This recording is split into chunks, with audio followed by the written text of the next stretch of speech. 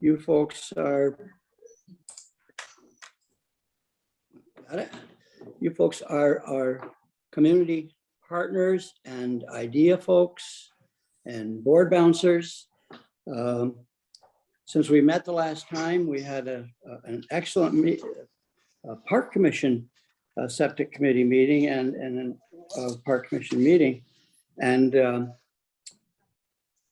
discussing, I was going to say debating, we weren't debating, we were discussing different ideas and the directions and how we've been doing for the past 4-5 months, and talking about, which our folks are going to expand on more today, such things as the projects that are under completion, nearing completion, and in progress. Before I forget it, I'd like to invite everybody to stop by or drive by our new headquarters on Fort George Road. Now that the parking lot's in and the old building is gone, it's absolutely looking like it was anticipated to look a long, long time ago. The one message I'd like to bring to everybody today is that the Park Commission and the Septic Committee and whatnot, we've been talking about things, and one of the subjects that's coming up recently is about all of us attempting to think out of the box. We're just trying to come up with not new goals, and obviously not, to refine our goals, to pinpoint our goals, to continue to renumber the projects as they become completed and or become more important. Thinking about maybe doing some, I call them dog and pony shows, that may be unfair, some visitations with the munis, the counties and the municipalities around the lake.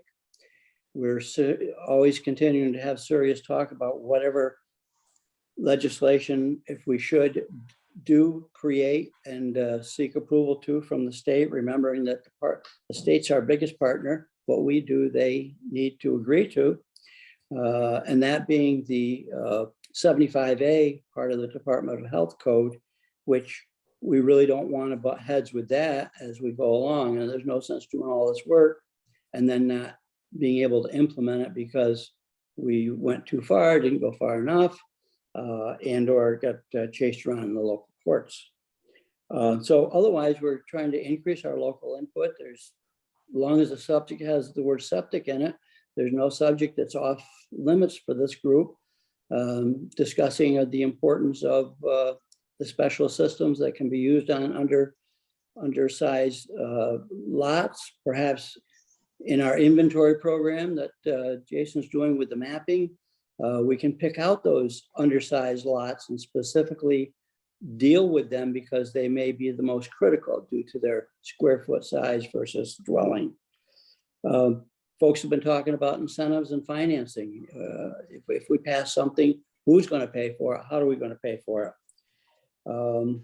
We now think there's about 3,200 properties that really come under the effect of the watershed for the Lake George Park. And there's always the questions of who ultimately pays for what. And do we do it? Does the municipality do it? Do we do it in partnership? So giving you all those kind of subjects to think about and talk about for today and the coming meetings, I will jump into the, I think it's, are you next on the agenda, Dave, with the literature review? I'm going to turn it over to Sean, but just to kind of cap a little bit of what you're talking about, Ken. Everybody on our committee should have gotten a copy of the documents that we've prepared to date. They're also on our website. And that's the 3 items that we've been working on over the last 4 months. We have going to the agenda, you'll see the literature review, the GIS analysis, and then the kind of review of other septic programs around New York State. And I think in the email we stated, we want to have a conversation today about, given the information that we've developed so far, are we ready to take that next step forward and start, moving into more detail about what a program might look like? So I guess in advance of that conversation, that's kind of where I wanted to go down through the agenda, starting with Sean, not to reiterate everything that's been conducted so far, although there might be some value to a couple new people on the call today. but just see, what are we missing anything? Have we kind of hit the key points that we need to provide a comfort level to this committee and then ultimately to our commission board and our partners to say we've done our due diligence to move in a certain direction. So I guess with that, Ken, we can move on to Sean so he can provide a quick overview of the literature review, and then we can ask if anybody has any comments or thoughts. Sure. Yeah, hopefully everybody was able to download a copy of the literature review. This format was different than what you've seen before. Prior to this, it was in a matrix format on an 11 by 17. This provided a little bit more of an abstract of each study and provided a narrative of what we review and some of the high level findings from the literature review. And so rather than rehash everything that's in there, I guess I'd be glad to take questions if there is any. There were no new studies added to this literature review between the last meeting and this meeting. But like I said, just a more broad format, a little bit more informative. So Sean, being our crew that's worked on this, can you provide from Chasen's review any high level takeaways from that literature review? Yeah, I think it's clear in these 8 studies, and that there's other bodies of evidence that a septic inspection program certainly could help prevent water quality degradation, right? A lot of this information clearly shows water quality impacts between failing or improperly designed or sited septic systems. And that was demonstrated in each one of those, or many of those literature cases. And so that's if there is a summary, that's the summary. I think there's scientific evidence that supports the effort if the commission so chooses to take it. Thanks, Sean. So I guess, for the 20 or so folks that we have here on our committee, this has been about a 3-month plus process. Is there any holes in our literature review, anything that hasn't been presented to either Chasen or the commission that's meritorious of looking at or adding to our compilation to say, here's an open and honest assessment of what's been out there from an academic, a scientific perspective, looking at water quality potential impacts from septic systems? Is there anything else? We didn't attempt to hit everyone out there. I think what Sean's job is to look at the 40 to 50 known studies that are on this topic, get it down to a number that really reflects the issues that we're looking at, both either geographically or from the perspective that we're looking at right now, and then provide a summation of that. So does anybody have any other thoughts on literature review? Is there any other documentation out there that would help, help the discussion? If I could interrupt, Chris Nowitzki did send in just the other day. Oh, he's got his hand up. Maybe we can have Chris speak to it. Sure, Chris. You're on mute there, Chris. Yeah, I know. Thanks. Appreciate it. And I did send a study in, and I apologize. My last month has been a little bit abnormal for me, so I apologize, just dealing with a few things. But I appreciate the report, Sean, and your short summary that there is impacts. I did forward a report to Sean for consideration, which was really a summary of the 37-year data that the Freshwater Institute Jefferson Project had, that did talk about the large increases of orthophosphorus.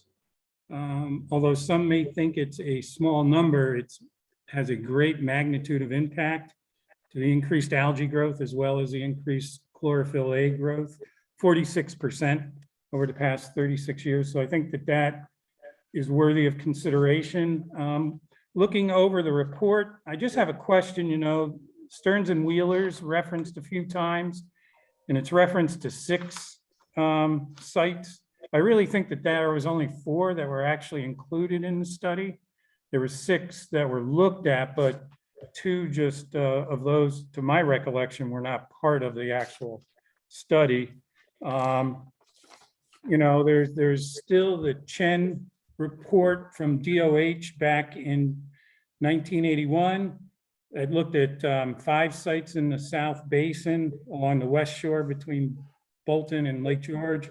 And one of his conclusions was that where there was thin soil cover over bedrock and groundwater was close to the surface, some of the work that Jason has looked at, it was probable that the effluent would travel to the lake without adequate treatment. So I think that that may be a good report to add. And then in the closing, you know, we talk about failures and what failures really are.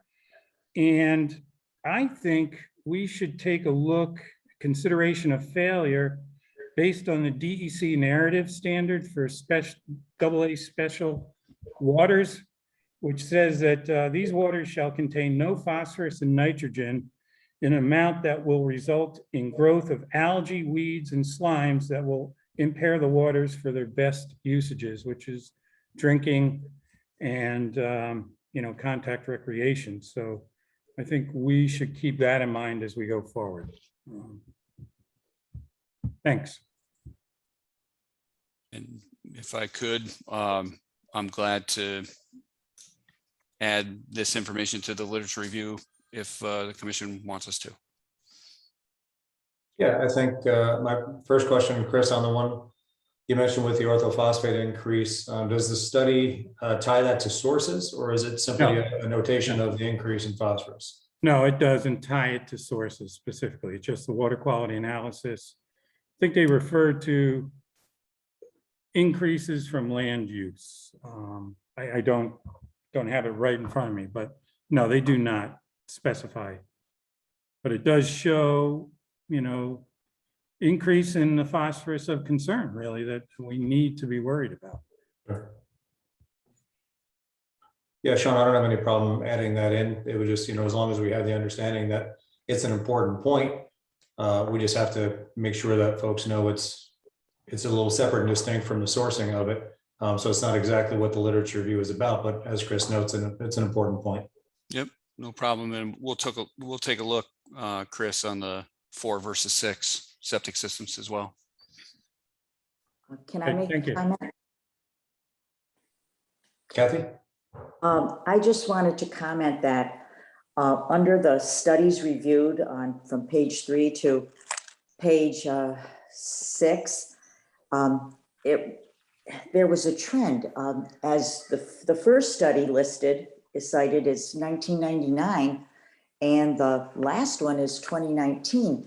And I don't know if it's because of an increase of better technology or whatever, but it seems that as the years went on and the studies were done, they became more oriented towards pointing the finger at a lot more pollutants going into the streams or the groundwater plumes, and as far as phosphorus being more of a culprit than we were led to believe 20 years ago. Thanks, Kathy. Does anybody else have any thoughts on literature review? Any additional items? John? Yeah, thank you, Dave. Well, first of all, I want to commend the committee in putting this together. And Dave, thank you for sending it out to us. It was truly a learning experience. I think Jason did a great job at summarizing it and putting it together. I did read everything that you sent me, Dave. Excellent. And I thought, you know, it was interesting, things that I even haven't thought of before, the Vadose zone depth, the plume lengths, and the variables involved in all that. And it got me to thinking, you know, and like Kathy said, the phosphorus loading, I mean, we look at nitrates all the time, but also the fact that, you know, the chloride could be a good indicator of possible human contributions to this situation. All of this, it seems to me that the approach that the committee is suggesting, at least the way I took it, is that, you know, we need to go in a comprehensive manner. that certainly septic systems are contributors to the pollution in Lake George. But how do we need to address that? Because, yeah, we do have 75A, and that's what Ken pointed out, but you can do better than 75A. You just can't do less than 75A. You can become stricter in your standards. So, you know, a lot of questions come up to me that was a result of me reading the literature, is that, you know, do we need to come up with a comprehensive law on septic systems? I mean, for example, should ETUs be the standard? Not the conventional system be the standard, or at least at certain distances. I mean, it opened up a whole lot of questions that I'm thankful. I'm thankful that you gave me this literature, and I'm looking at it, reading it, and getting to know a lot more. And I'm here to listen, but I just wanted to address and thank the committee for their efforts. I think what you produced here is very valuable going forward. Thank you. Good. Thanks, John. Dave, just one more thing to consider, maybe the CSLAP data from a couple of years ago that shows chemicals of emerging concern that would only come from human interaction, caffeine, sucralose, that might help bolster the case that somehow human interaction is affecting or is some of these chemicals that come only from human interaction are getting into the lake. Yeah, that makes sense. Walt, is there any kind of narrative associated with that? Yeah, there is. I can provide that. Okay. Yeah, I think if you could provide that to Sean, that would be helpful. Okay. Thank you. Anyone else on the literature portion? Okay, so Sean, if you can, we'll get copies of that information, see if we can incorporate it. Maybe we'll get out a revised summary in the next week or so. Next week might be a little too soon, but certainly we can do it in short order, and I'll let you know the time frame. Yeah, if we could just have it a week before the next meeting, that would be helpful. Give people a week We to can, review it. yeah, we can certainly accommodate that. Great. Ken, if you want, we can keep moving down our list here. The next topic is the septic system mapping and GIS analysis. You want to jump into that, Ken, and move forward? If so, I can ask Jason to do a high-level overview, and we can ask for thoughts and comments. Yeah, why don't you just jump in, Jason, and you've been responsible for that mapping and GIS. That's a great job. Yeah, thank you. Sure. So I just, since last time when I presented to the group where I showed the results, we adjusted the analysis a little bit to add excessively drained soils at a partial point, a half point. Reran the analysis, ran the points, and here is the methods and purposes and the sources that I use in a table. And I wrote the results up in as much of a bullet point summary way as possible so they'd be digestible because everyone's really busy. And I guess big takeaways, I'll read them off. Most of them are underlined, but the analysis was that there was about 9,000 parcels in total that were occupied by somebody that could have a sewage system of some kind.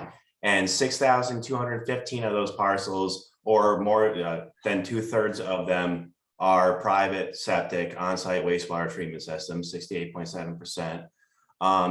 80% of those systems intersect with a resource of concern that could affect the treatment of wastewater. 55% intersect with what we call a critical environmental area, which would be 500-foot buffer around the lake and 100 feet around the streams. And then I run down the list, like 9% intersect with wetlands, 2.5% with other types of small water bodies, etc.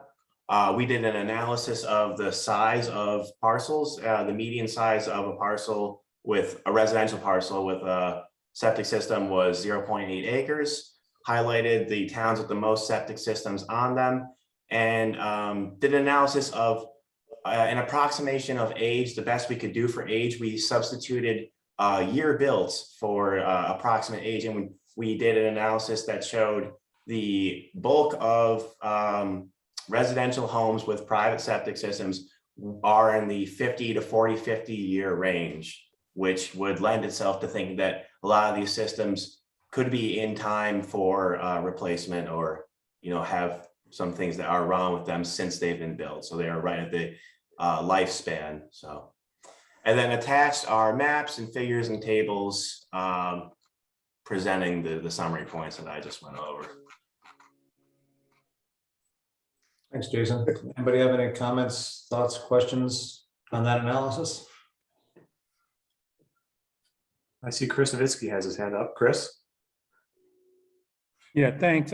Jason, I just wanted to say, great job on this. I think that the information here is outstanding. So really appreciate it. Obviously, I'm a little partial to this approach because that's the same one that we took, you know, with the Lake George town report. A couple of questions on your one bullet. On the average age of the residential homes with septic systems, and the bar graph that you have towards the back, where you have the wastewater systems, there's 50 systems that date back to 1850. I'm just assuming that that is based on the year the house was built and not when the septic system is. If that's, I would think. Yeah, I understand Just- how you would do that. That's all you could do, but just to verify that. yeah, it's just a substitute for age. We are, I think, working on actually getting septic system age as best possible from the counties and those that certify them. But yeah, it was just the year the home was Yeah. built, or I Yeah. guess registered. I figured that's the best you could do, so. And then another question, your table, table number 1. And first of all, I want to thank you for adding the soils with that are excessively drained. I think, you know, some of the literature review, if you even go back to the Schuster study, the 1994 study that he did on the geology of the lake and the hydrology of the lake, really cites the concerns about the rapid percolation soils and how that would really tend to reducing treatment. And that ties into that previously referenced Chen study from 1981. But in your table 1, under shallow water table, you've got 13% parcels. And then next column over, shallow depth to bedrock 1.4.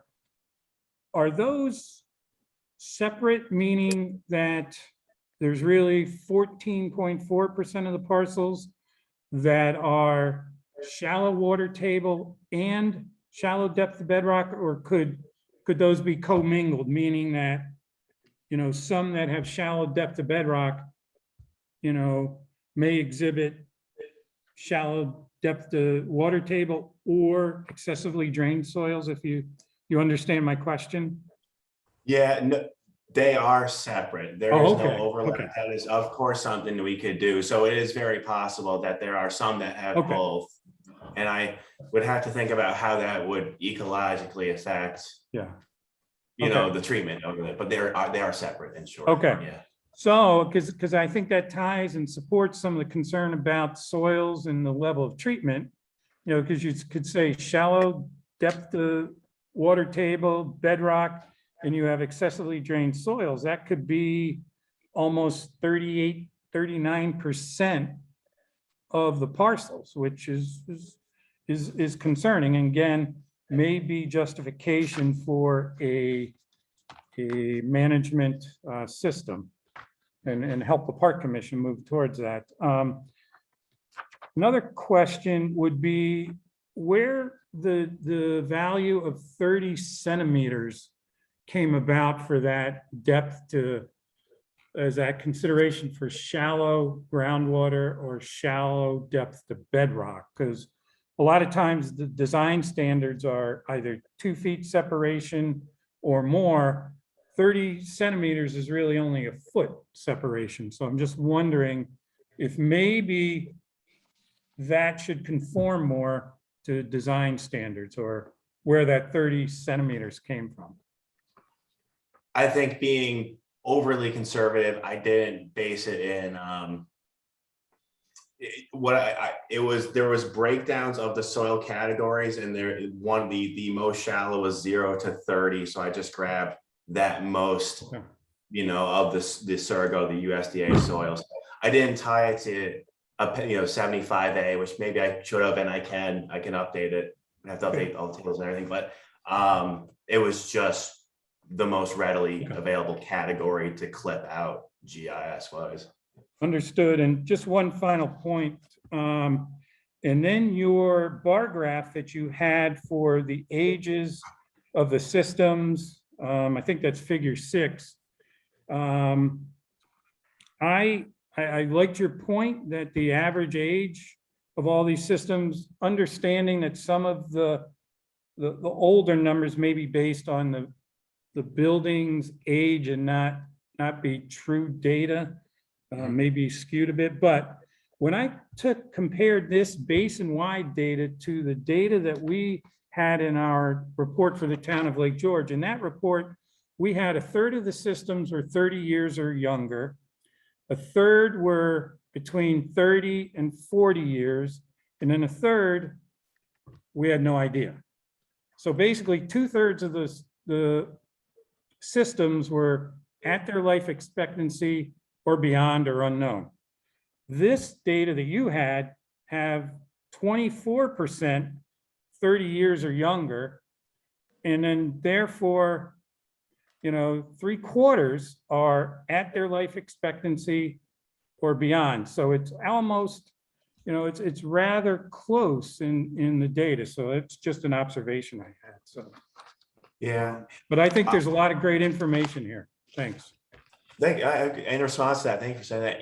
It's also only valuable, I think, up to a point, because let's say a home was built in like 1920, it's very plausible they could have updated their septic system in the 70s or something like that, and that wouldn't come out in the year built. Hope we've probably detected it in another way, if not. But yeah, so I think the really key thing that jumped out when I mapped it immediately was the 80, 90, 70 range, because I don't know if they would have replaced it since then. That's relatively recent. A lot of us were alive then. Thank you. Thanks, Chris. I have a question. Yeah. Jason. Yeah. Jason, could you help me out a little bit? I was looking at table 2 earlier today, and I look at the scores from 0.5 to 7.5. Yep. And I was thinking that maybe the mean, the average can skew those a little bit. For example, towns like Warrensburg, Lake Luzerne, even though they have property that's in the watershed, the property isn't in a CEA. It's not 500 feet from the lake, or, well, maybe there's some development within 100 foot from a stream that flows into the lake. But when I did the median of those scores of 0.5 up to 7.5, it came out to be 4. And that means that there were 464 parcels above that median. And those are pretty high numbers as far as, how they're affected. And I just was wondering if that means anything, if those are parcels that probably need to, if we ever went farther ahead with this, needed to be looked at first, or they were parcels that maybe there is something going wrong with the environment around those parcels. But I don't know, I just kept thinking there were so many numbers there that taking an average sometimes didn't really give us an idea of how crucial some of the effects were on some of the properties. I don't know if that made any sense, but. No, I understand what you're saying. One drawback of this analysis, I think, was it's a lot tied to size, and there was the comment to maybe filter out some by size. I didn't do that because it was getting to be a little subjective to me, and I wanted to keep it as simple as possible, such that anyone could run this analysis if they had a little bit of GIS ability. So if you'll notice the ones that get 7.5 points, 3 of them, those are probably quite large parcels that are intersecting with streams and wetlands and et cetera, tell us nothing really about their septic system exactly. But in aggregate, I thought maybe a story that it could tell was where the center of gravity of this was, like you say, the median, which could maybe be said that, oh, the average parcel is perhaps is in the CEA and has 2 other things going on with it, 2 other points that can be tied with it. So in larger aggregate, looking at it, and then we can do things like we could look closer down. So we could look at the points just in the critical environmental area, just along the shoreline, just of the residential. This is a very high level one, and I can drill down more individual areas to not weight the points in a, in a way that is not, but Thanks. answers it. Yeah, thanks, Kathy. Can I jump in here, Ken? This is Tom. Great data, Jason. And to your last point, depending on where this program goes, the information you've gathered so far is fabulous from a planning perspective and for planning. But we've got to keep in mind that we've got to update the database as we go. As I say, depending on where the program goes, not only do we want to, if an inspection program is part of the future, then we want to update the database as we proceed through the inspection program, but also we could touch base with code enforcement officers and consultants such as myself to update the database on designs that we've done and based on actual subsurface investigations and forensic analysis of systems. And we might find some target areas that we need to look at that aren't really jumping out in the broad-based data. We might really want to target specific areas around the basin that didn't show up in a broad level. So anyway, I think we need to make sure we update the database as we go. Thanks, Tom. Yeah. Any other questions, comments for Jason? Dave, this is Tom Snow from DEC. Tom. Just echoing, I think what others have said. I think you guys have done a really good job of pulling a lot of great information together to kind of, get a better idea and understanding what may be going on out on Lake George with regards to septics. And I think sort of building on what Tom is saying, I think a lot of this information is good, not only within the context of, whether or not a program for inspections is developed, but also too, sort of going forward as to where areas where, septic systems may not be the solution from a wastewater perspective, where, if you have these small lots that are fairly close to the lake or to some of these, tributaries that are concentrated on bad soils, that, a septic repair and or replacement may not be the best approach. It may actually be some other type of wastewater sort of solution, like a cluster system or things along those lines. So again, not necessarily knowing where this is going to go ultimately, I think a lot of the information that's being pulled together can actually be used to help sort of identify some further focus areas for, wastewater issues beyond septic. So I just want to point that out. Very good. Thanks, Tom. Appreciate the perspective. Sure. John Stroud, hand up. Yes, thank you. And thank Tom, which reminds me, maybe Tom will give us a letter of recommendation for what we're trying to do over in Rockhurst in creation with a community system. Because the very things he talks about, the all too small size lots, the density, the soil type, which under that is a glacial marine, it's rather rapid. The water table is not too far in depth, and maybe community systems are the answers. So, so maybe we got to get the letter of recommendation for our grant application, huh, Sean? But thank you. That sounds good. I'm sure Mr. Snow will send it right in. So thanks for the comments on that analysis. Moving on, because we want the bulk of the meeting to be focused on the next topic. after we're about to talk about. The next is simply the review of different, mostly basin-wide septic inspection programs. That hasn't changed much since our last analysis. Does anybody have any comments, thoughts, questions, or suggestions on how we've compiled that information for presentation, or any additional sites that we should be adding before we move on?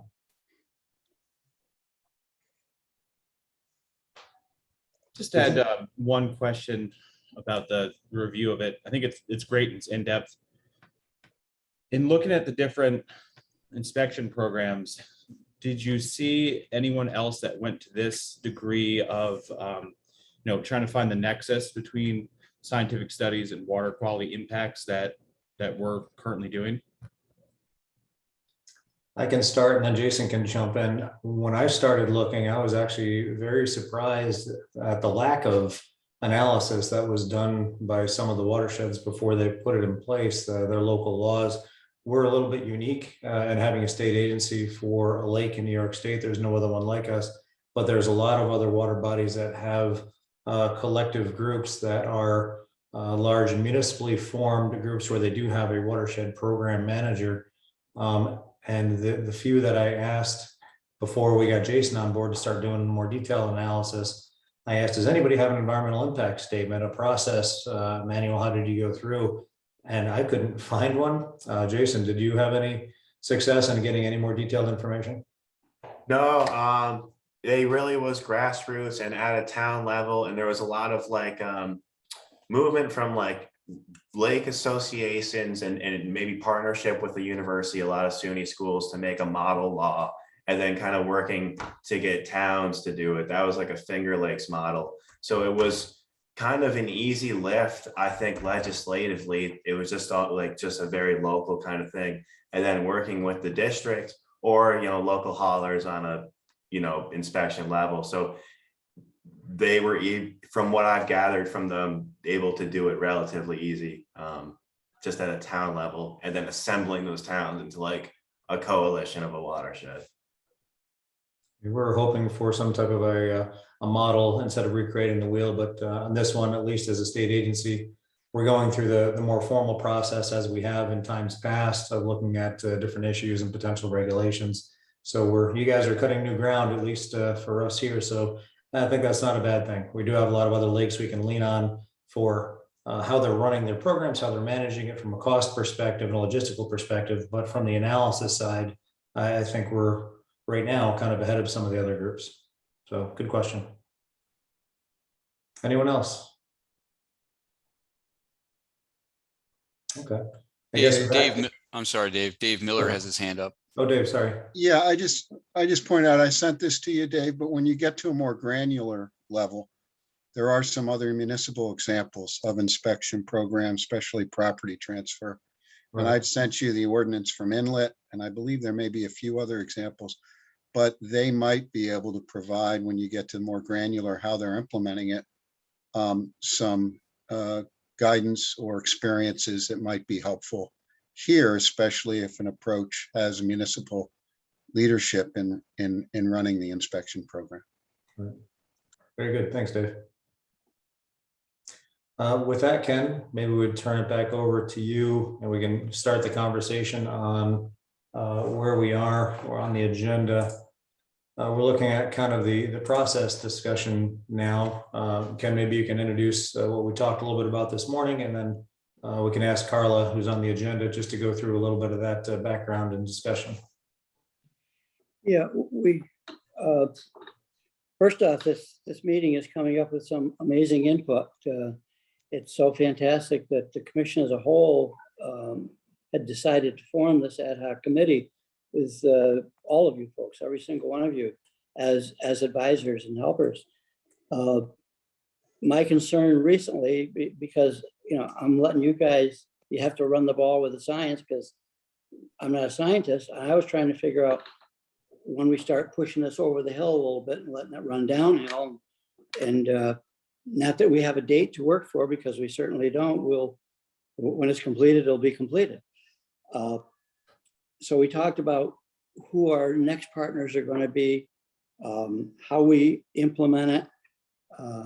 Are are we always is the commission always the lead, or is the local community the lead with the commission's assistance in items of that nature? And that's where when I opened the meeting, referred to our intended improved outreach to go and seek the communities that aren't quite as advanced as fortunately Queensbury and Town of Bolton, but utilizing those two existing programs so that the other folks around the lake who are equally as important, just slightly less populated, but with maybe the multitude of the older homes, which makes them ultra important, just exactly what they want us to do, and whether it's to push them or to pull them. And we're getting in the position that we're willing to do either or both. So with that, we talked about the regulatory process and secret now, secret in a little bit. And Carla, are you prepared to comment on our reactions to that this morning? I am, Ken, thank you. And hello to everyone. Thanks for letting me pop into your meeting here.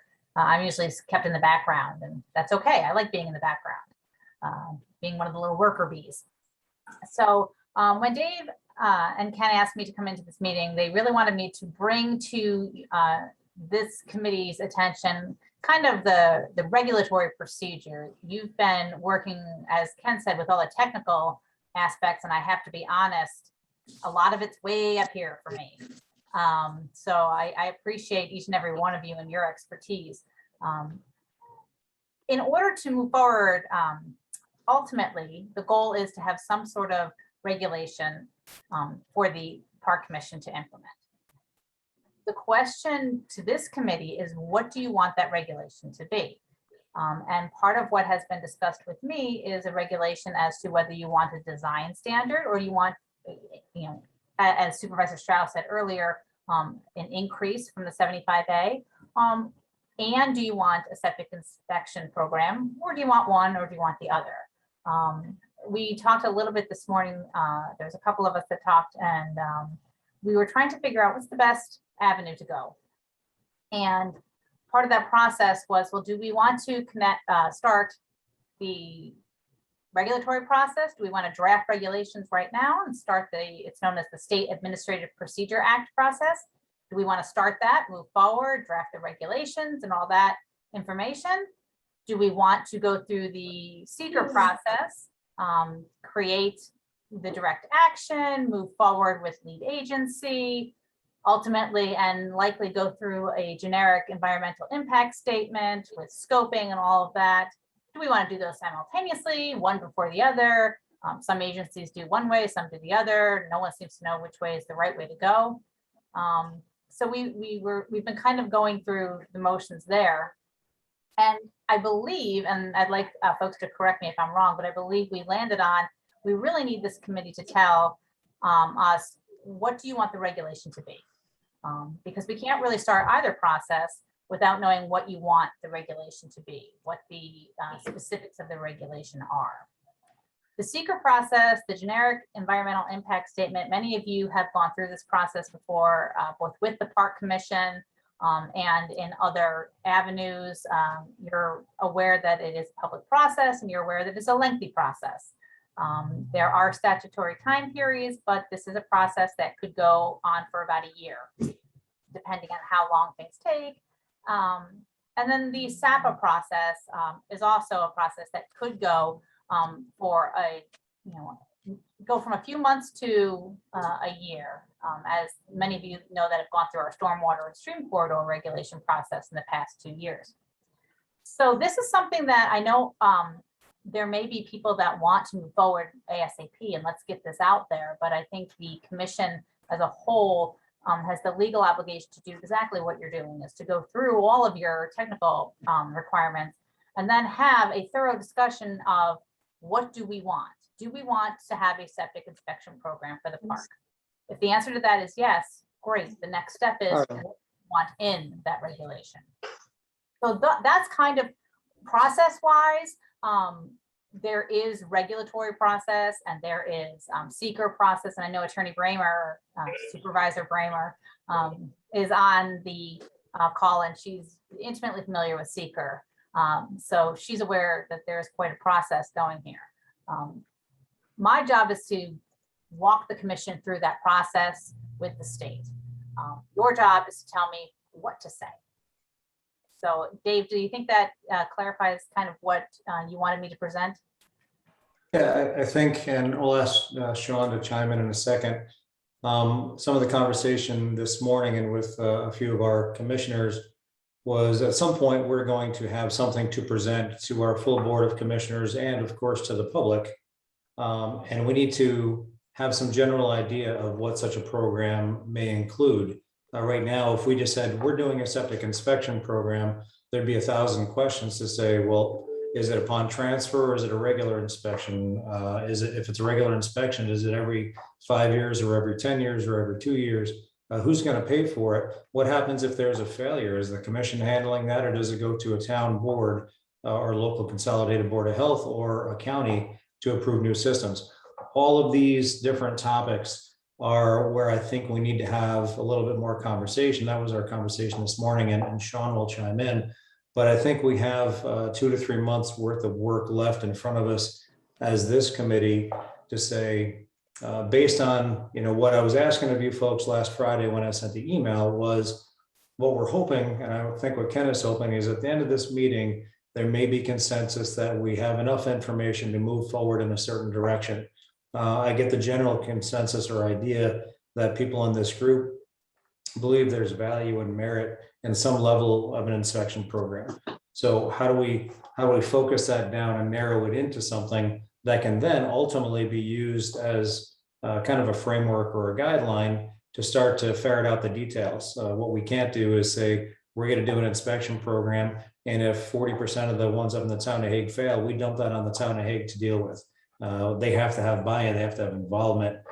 So all of these things, and I think we need to have a little more discussion on that. So I'll ask Sean to chime in, and then we can kind of move from there. I think it's been summarized perfectly. I think that's exactly the goal at this point, is to better understand what, quote, the action is. And then in my eyes, and anybody can jump in and correct me if I'm wrong, that's a framework that could be put together by Park Commission staff and then presented in these forums as we move along for input. That seems to me to be an efficient way to develop what the framework of what the regulation would be, how it would work. I think that makes a lot of sense. So along those lines, I think we have 2 steps in front of us. One is for Ken to ferret out of the group whether we think we're collectively good in moving forward in a certain direction. And then we need to figure out what are the tasks that you want to continue to consider. I think Supervisor Stroud mentioned, is 75A good enough? And I know Tom Jarrett has mentioned the same thing. We've had some of those conversations with some very knowledgeable players, and it's not just those 2 things. There's other alternatives, like the town of Bolton has just implemented the fact that if there's a variance required, they require enhanced treatment units. So that doesn't alter 75A. It's simply a requirement to say in certain circumstances they need to do a little bit better. And it's a much easier lift than trying to say the state 75A isn't good enough for Lake George. So some of those conversations, I think from our perspective, we want to get it right and have a full thorough evaluation with buy-in from our local elected officials and leaders as well before we start to say, cover the post-star says commission is going to do this, and here's exactly how we're going to go forward, because we're not quite there yet. But where I do think we're getting closer to, and maybe we're at, is this committee recommending to our full board, yes, we believe that we are in line with doing something related to an inspection program, either on transfer or more rigorous. And then we are interested in doing something that may require a bit more rigorous either replacement strategy should we find any failures or these types of topics. And we're prepared to sit down at the staff level and have some of those preparations for the committee to move forward with. But at this stage, all we have are conversations. We don't have the general consensus from this group. And this is where Ken is going to kind of herd the crowd and say, what do you think? Are we there? Or are we not? And that's what we wanted some of this conversation today to be about, is to say, do we have most of the holes filled at this stage? We know we're not fully there yet, of course, but do we have most of the holes filled in our evaluation of the potential impacts of septics to do something different? So that's kind of the status I think that we're at. And Ken, I'll turn it right back over to you. And I think that's where we are. Well, that's good, because this day, in my mind, I just wrote it down so I wouldn't forget it too quickly, is the first day that begins our second time of the fork. We've had science, and now we're working into the practicality part about it. Practicality part about it involves who's going to pay for it. How is it going to be supported? I like the comments that were made about perhaps we need to wean ourselves off septic systems and start talking about enhanced treatment units, et cetera. Will there be a reward if you do it, or penalty if you don't do it? I mentioned at our short meeting that we had this morning was that no teeth, no law. What will be the practical penalties, I hate the word, for someone who has a substandard system and we want them to improve it?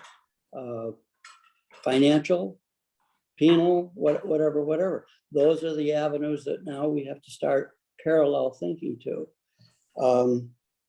Just what are the best solutions? Will there be any grant money down the road, either available or applicable to whether or not we qualify? We are a state entity, so I don't think the state entities get grants kind of thing, but maybe somewhere along the line, another parallel program could start that would handle that end of it. This is infinite. There are no questions. There are many questions that haven't been asked yet, and there are no questions that have been asked yet. We just keep continuing. If someone has a just out of left field or in a conversation with somebody socially or business-wise, and they say, well, what if? Well, bring that to us, because those are the what ifs that we haven't talked about in the last 4 months and that we're now starting to talk about. So with that, I guess I'll open it up for any of you that have some comments based on what we've talked about. And I see John's hand up first. Oh, thank you, Ken. Yeah, well, to me, you need to focus first on design standards. I mean, take, for example, what is the relationship between a size of a system, design of a system, the terrain characteristics, the soil types, and the impacts of that system, whatever design and the soil types and terrain that it exists in, those components, what impacts do they have on the plume length and on the vadose? I mean, if you have a system that's not designed right, and it's going to have a plume system of 150 feet, and they want to put that system 75 feet from the lake based on that particular system, that shouldn't be allowed. So I think, first of all, we need to take a serious look at design systems and where they're appropriate, where they're not, what are the components, what's better, what's not. If we had design standards for all the municipalities around Lake George would get improved as these systems got replaced. Of course, the next question is what mechanisms do we have to force systems that need to be replaced to get them replaced? And with the certain design types that we, based on science, we think is the best for that given system, given the components I gave. So again, my bottom line is I think we need to focus on design standards. Well, it's interesting, John, because that was a topic of our discussion this morning. And we didn't come to a conclusion exactly on that, but you spell it out as if you've been doing it for 3 years. And that, sir, is going to be a big benefit to us today. Thank you. And Joe?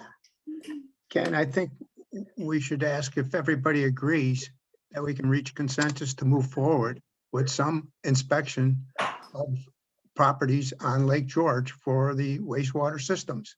And that we move forward to specify more detailed meetings of what's the next steps. But if everybody can agree that we move forward, that we agree to have an inspection system on wastewater treatments property in Lake George. Okay. Justin, I cannot see on my iPad everybody that's in attendance. Is there anybody else that wanted to raise a comment before we deal with Joe's very good comment? Yes, so Chris Novitsky has his hand up. So Chris, you want to go ahead and speak? Certainly, thanks. And thanks, Ken. I just piggyback on the two previous speakers regarding an inspection program. I think we should call it a management program, because I think you should tie the inspection and maintenance into the same program, because if we don't have maintenance, you know, that's what these systems need. So I've been talking about a permit system for a long time, similar to what there are for what there used to be for docks and for boats. You know, maybe every 5 years there's a renewal of a permit, and to get that permit, you can get inspected by a certified inspector, and with that you send that report and your evidence of maintenance, whether it's your pump out, whether it's your contract for a ETU into the Park Commission. That way you can help generate revenue to support a system, and you can achieve the two main aspects of a management program, inspection and maintenance.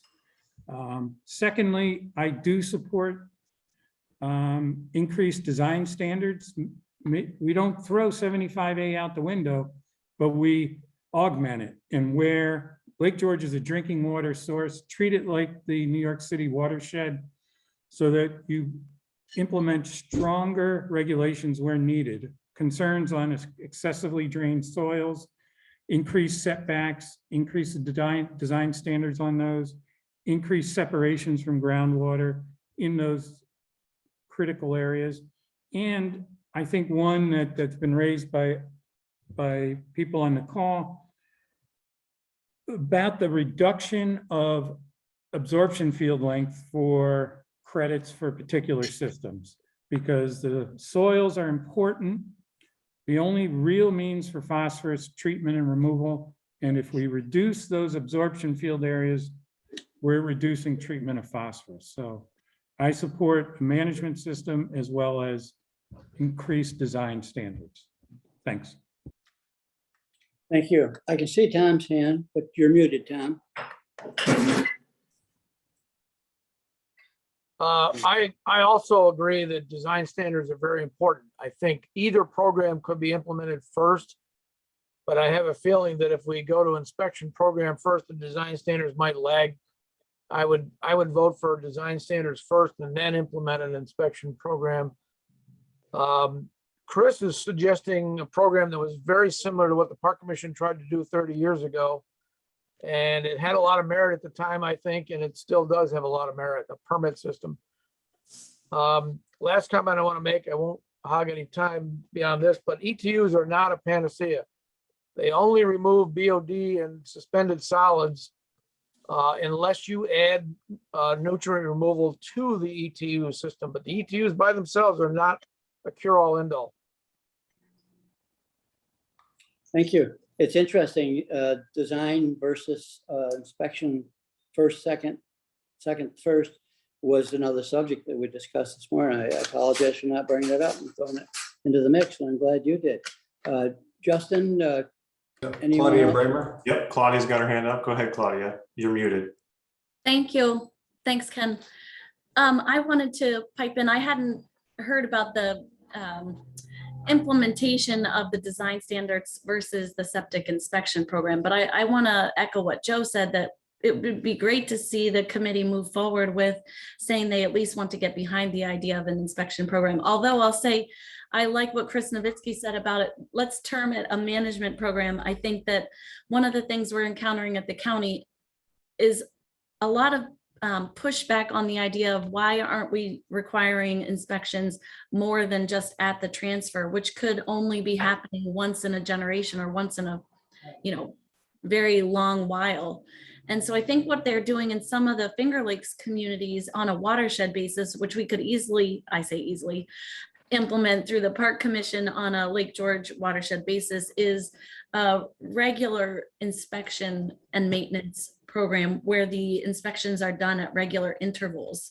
I will say one of the things that I think you need to consider is doing a staggered implementation of that, because like I think Dave Wick said earlier, working with the individual towns who are also going to have to be involved in the approval process, unless you take that jurisdiction away from them, they're going to have to be involved with approving some of the new systems that might be required as a result of the inspections. And going through with this inspection and maintenance management program all at once might be too overwhelming for some of the smaller towns, unless the Park Commission is putting a lot of, I think, staff resources towards helping them. Just something to think about. Thank you. Justin?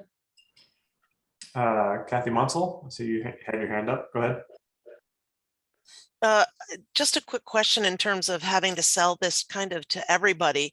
The science certainly speaks for itself, but the people that might have trouble or have shown that they are not willing to address their own septic systems, in the cases where they currently or recently where septic systems were found faulty and were fixed, is there specific data that maybe says, and this is how much it improved that situation? I don't know if when they found them at fault, there was an actual link to the lake and the damage it had done, and now it's better. Is that any of that data available, or is that too detailed to even be studied? Good question. Sean or John Stroud, do you have any input on that?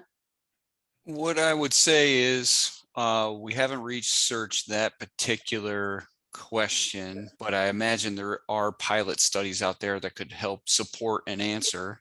Another, while not perfectly correlated answer, would be the Otsego Lake situation. And I think Dave Wick has a link to the YouTube video for this. The presentation that Wynn McIntyre gave in 2017 at the Septic Summit was a pretty good presentation about their program, and does discuss the improvements that they've seen from the regulations they've put in, but those were broader than just septic systems. They have a decent amount of ag land cover in their watershed, and they had a lot of money poured into best management practices for agricultural practices as well. But they did see increased water quality improvement from various programs, including a septic system inspection program. And they did encourage, I'll say, I'd have to look again to see if it was required, but they did encourage ETU use as well. Thanks, John. Well, perhaps Chris Nowinski would jump on here. Well, Chris and Kathy Bozzoni, and as you know, we got the North Queensbury Wastewater Disposal District. And as we've been getting systems replaced and upgraded around the lake, we've noticed, and this might be somewhat anecdotal, but there is a correlation. We've noticed that offshore algae, especially the types of algae that we know have a direct relationship to human waste, declined offshore after the system was improved. So that suggests that there is a direct relationship between system improvements and improvement in water quality, but I think more investigation needs to be done. But Chris Nowinski might know more. Yeah, John, I'll just add to that. We had data on what we refer to algae of concern before the town of Queensbury implemented their management district in Dunham's Bay, and we collected data through that and did see a 25% reduction in areas where systems were upgraded,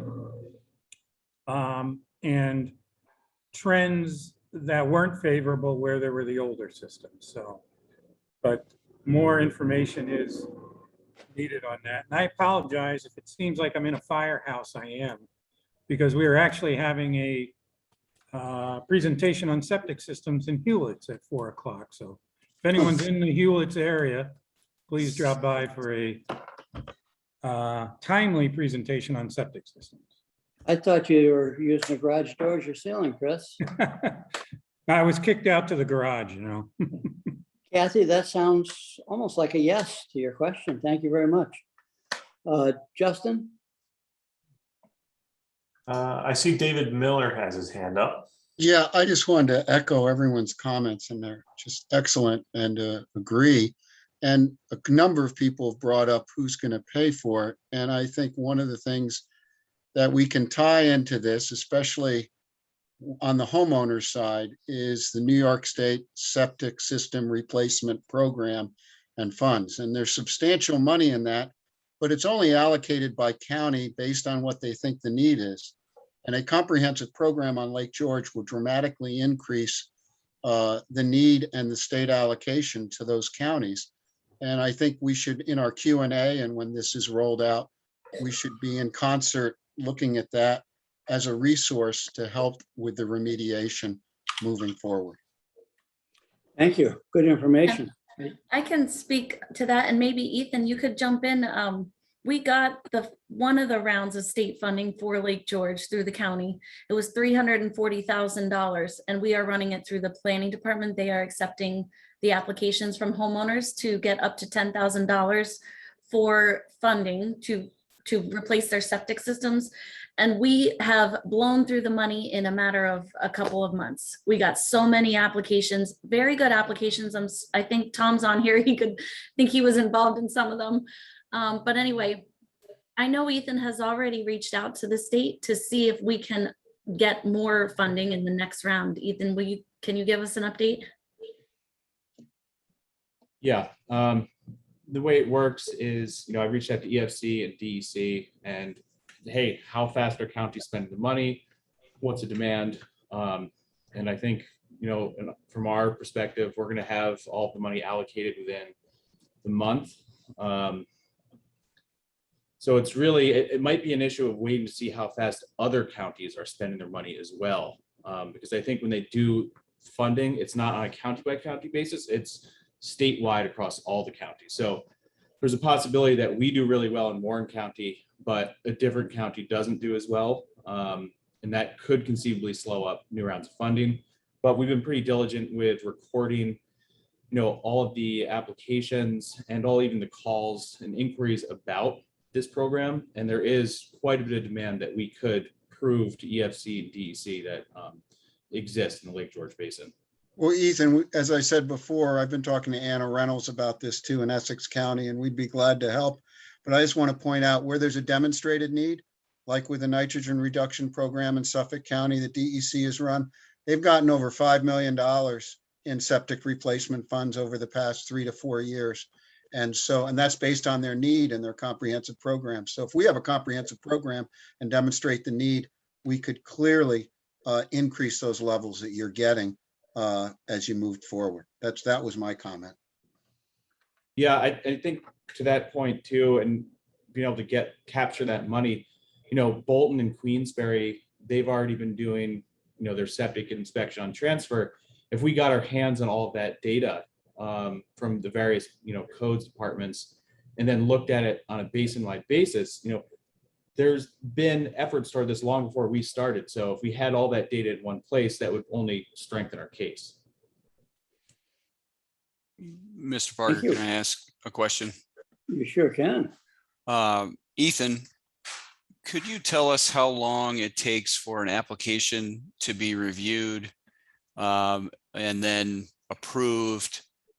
And I know there's some contractor scheduling in there, and then money to be dispersed.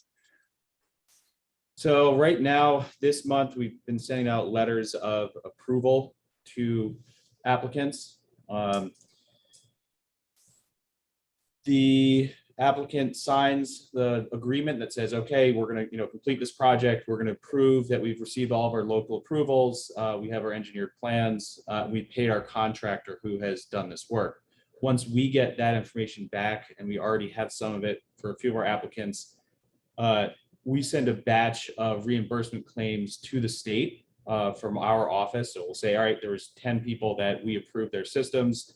They've made their contractors whole. Because we are putting those letters out this month, we have not seen what the turnaround is for the state reimbursing homeowners. So we're going to find out in the next couple months what that time frame is. And I don't know if Dave Miller has more experience with this. He might have more insight on the turnaround from the state to the county homeowners. Well, and the only point I'd make, in some of the cases, the county money goes directly to the contractor. In some cases, it goes directly as a reimbursement to the homeowner. So it depends how you set up the system. But I have not seen it. I guess to answer Sean's questions, it's not a matter of years, it's a matter of months. Yeah, and the reason I asked that question is exactly for that reason, which is if we find a failure and someone is going to replace with ETUs, which is what the requirement is for the EFC program, right? How long is the window to deal with a county or a entity that handles the grant once EFC gives the money to the county, right? So helping inform the time frame in which someone needs to become compliant. That's the question. And just to clarify, the allocations are annual. Right. So they change every year based on your need and what you demonstrate your number of applications are going to be. Yeah, right. And so it brings up the issue of what if EFC's out of money, for that year, or what if the county's out of money for that year? Is that person allowed to wait another year? These are probably too detailed questions for this forum, but yeah. But I'll just state on that program, there is no indication that this program's going away. With no, the governor's announcement of just recently of 600 million again into these types of programs. So that is the good news for now. Going to wow. I'm not rushing you along, but it is 3:15, I guess. Justin, any other hands that haven't had an opportunity? Bill Mason, go for it. I just want to make this or be clear here. For this committee to is recommending, it seems to me it's kind of unanimous. The consensus is there that we go forward. For the commission to go forward, as I understood it at our last meeting, we need to first have a resolution at, say, our next meeting that states basically, it's a general statement, I think, a resolution that we want to go forward and develop the regulations and figure out exactly what program it is that we want to, what we're recommending. But right now, don't we need first just a recommendation back to the full commission? Then that's step one, and then we can go forward from there. And are we there right now? Are we ready to go forward with that? I believe the answer to both your questions is yes. Joe, would you repeat your request and we'll move on as a closer? Joe Stanek. Okay.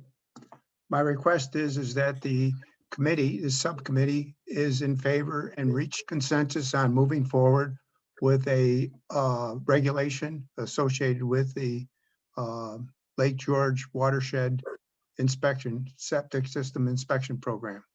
I think, and everybody who's in favor of it, please raise your hand.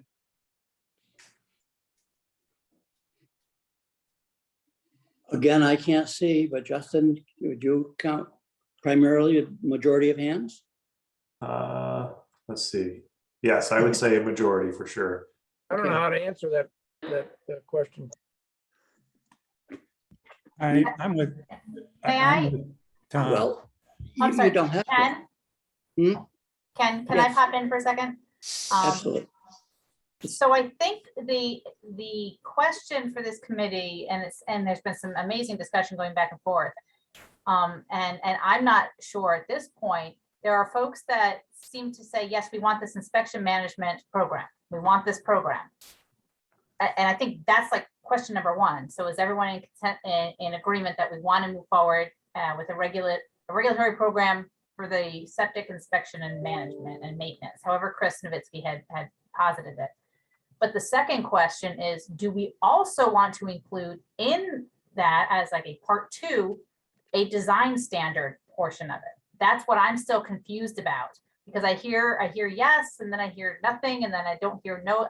That's what and Sean, correct me if I'm wrong, we kind of chatted about this. That's what we need to know going forward. What is this? Are we doing just the inspection and maintenance program? Are we doing that and the design standards? Are we doing just the design standards? Those are the questions that I'm trying to figure out. Is that, Sean, is that where you were thinking? Yes. Exactly. Carlos hit it exactly on the head. Yes, and my one point I'd make about the design standard piece is I think there's a higher burden of proof upon the commission to demonstrate the need for design standards. And the reason I say that is the basis so far, the scientific foundation we have so far, the literature review was done with under the eyes of a septic inspection program, right? If we want to elevate this regulation to include specific design standards that go above and beyond Appendix 75A, as well as the DEC intermediate design standards for the Lake George Basin, it's a higher level of proof in the science that whatever we're going to require is needed, right? And the literature review, speaking just for that, isn't quite there yet. That would have to be developed further, in my opinion. And then, as we've talked through this today, I also wonder out loud, and I think Kevin Kenyon's still on or was on. I'm in gallery mode and I'm searching for him, but I don't see him anymore. Are we in better position to develop design standards once we have better actual system information? And what I mean by that is the typical requirement for when you cannot meet the Appendix 75A standards explicitly is you comply with them to the best of your ability, right? And this is why I wish Kevin Kenyon was on, because he can speak to this directly. Now,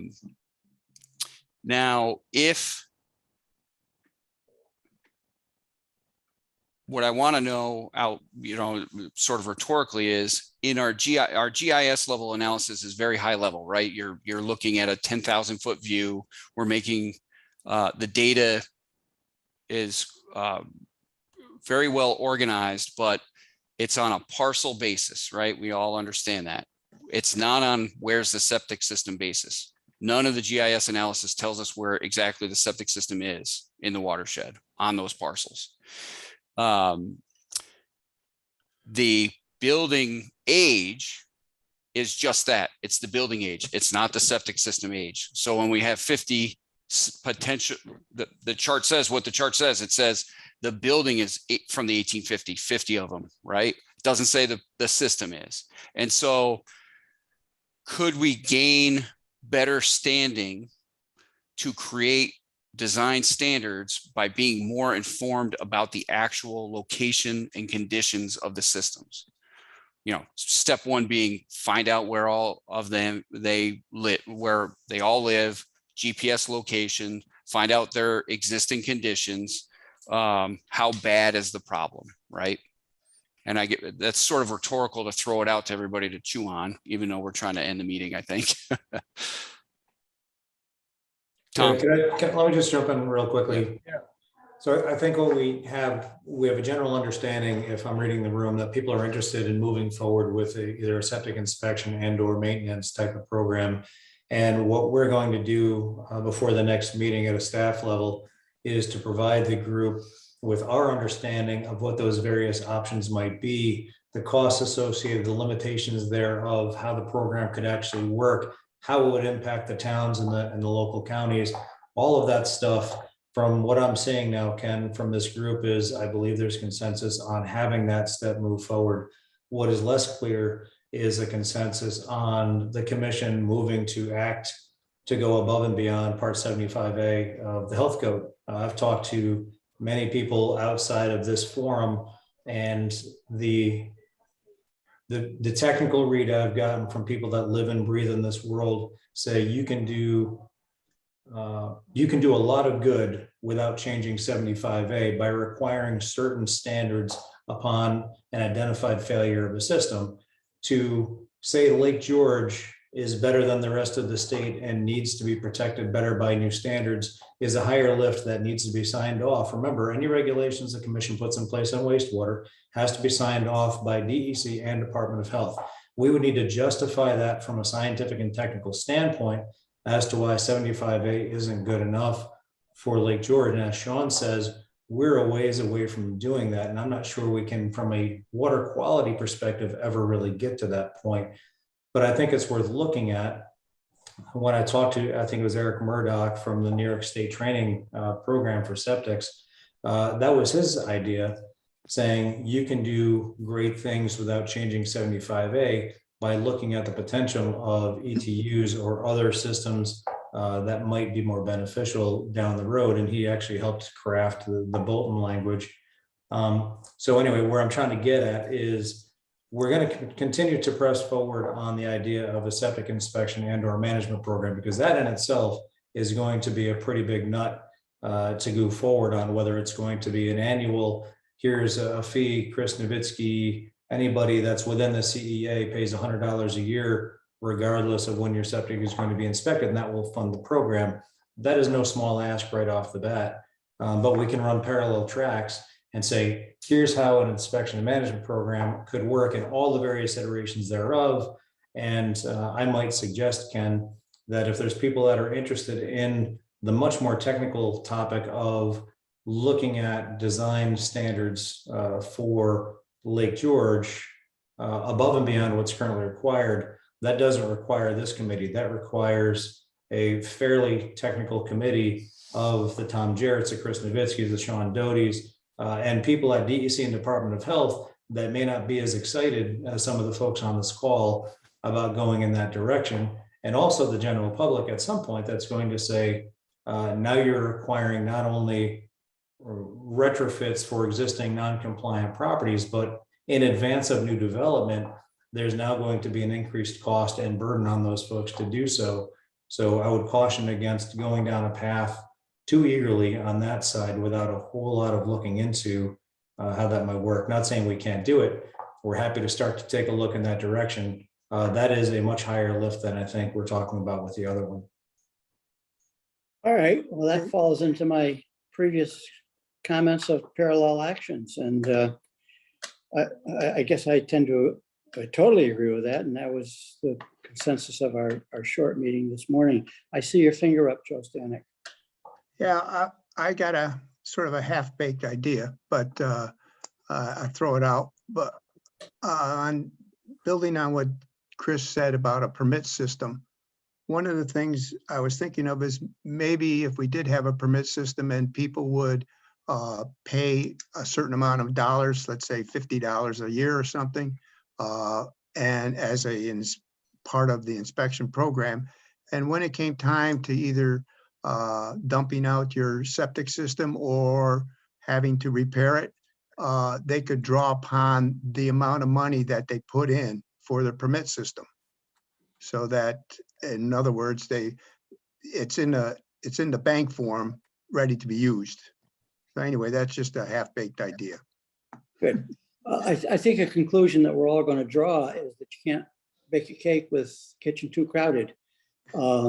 I think that Dave's comments earlier, whereby the Park Commission staff, based upon all of this input, which has been wonderful, comes up with some definitive forward-moving actions. And I would like to take the liberty as the chair of this ad hoc committee to declare that and move forward with the eye that there still are some other things to do, and the eye that the design standard needs to be part of it, but it probably is going to be page 2 instead of page 1, simply because we still do have a goal of getting a primary inspection law passed. And I don't think we want to complicate it, overcomplicate it, and lose sight of our real original target. So having said that, I hope that I'm not angering more than a third of you. And unless there's an emergency or my hair's on fire, I would call for a motion, or I don't need a motion. Let me tell you when your next meeting is. It is scheduled for, I believe, Thursday, November the 4th, 2 p.m., same place, almost the same topic. And today, thank you everybody for your support, everybody for your great ideas. This is the best meeting yet.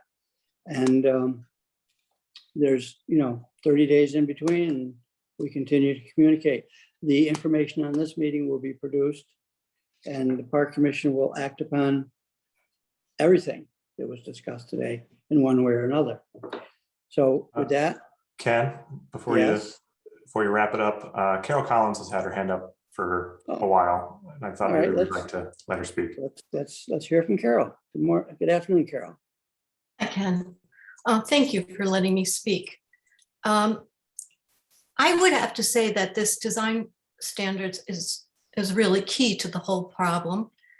And it would be a big mistake not to proceed with it. And Sean, I think if you think about what your literature review was about, it really was speaking to design standards. If you think of Robertson's report or any of them, what they're doing in each of those studies is focusing on design standards, because what they're telling you about as they monitor those systems is how they're responding and what kind of measurements they get along the way. So it is very much, the design standard is very much contained in that literature review, and a lot more, of course, in others that you have already looked at, I'm sure. So I think it is critical to the future of the lake that we put them both together and look at it comprehensively. And I really hope we don't make a decision prematurely on that, because we can't make the progress we need to without it. No motions on the floor to adjourn, but Ken, maybe the technical group, as members of this committee, would be willing to meet as a subcommittee to come up with some ideas on that we can forward to the Park Commission or forward to this group next time. I agree with you and appreciate both your comments. And I think Dave and I can, and the chairman of the Park Commission, let's not forget Bruce's input.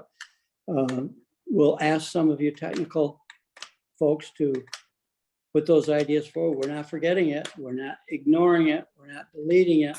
We're trying to not even single step it, because we want a law enacted that we are proud of and that we will be able to not have to defend in court.